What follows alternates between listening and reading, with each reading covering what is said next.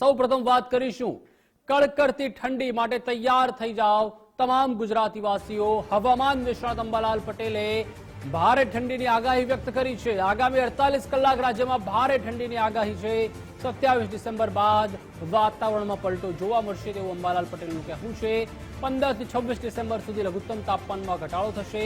જાન્યુઆરી મહિનામાં પણ કમોસમી વરસાદ થવાની શક્યતા છે તો ફેબ્રુઆરી મહિનામાં પણ ઠંડી અતિશય પડશે। ઠંડીની સિઝન એપ્રિલના પ્રથમ સપ્તાહ સુધી રહેવાની શક્યતા છે। નૈસર્ગિક ઉત્પાદો, હવામાનમાં ફેરફારો અને ક્યાંક વરસાદ, કમોસમી વરસાદ અને પવનના તોફાનો સાથે સાથે કરા કે હિમવર્ષા થવાની શક્યતા રહેશે। જેમાં લગભગ દેશના ઉત્તરીય પર્વતીય પ્રદેશોમાં હિમવર્ષા સાથે જમ્મુ કાશ્મીરના સરોવર ખીલી જવાની શક્યતા રહેશે।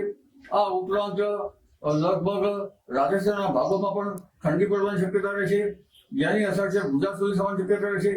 તારીખ 26ની આસપાસ બંગાળ ઉપસાગરમાં એક સિસ્ટમ બનતી જણાશે અને તારીખ 14મી ડિસેમ્બરની આસપાસ અરબી સમુદ્રમાં પણ એક લો પ્રેશર ઊભું થશે, જેનો માર્ગ સોમાલી તરફનો રહેશે।